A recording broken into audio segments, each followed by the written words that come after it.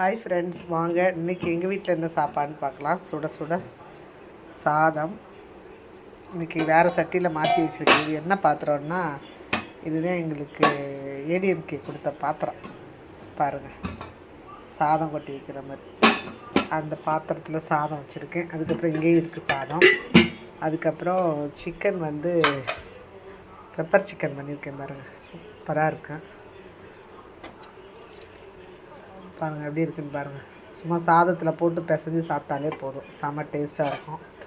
அதுக்கப்புறம் டேஸ்ட்டு பார்த்துட்டேன். அதுக்கப்புறமா இங்கே சிக்கன் குழம்பு பாருங்கள் எப்படி இருக்குன்னு.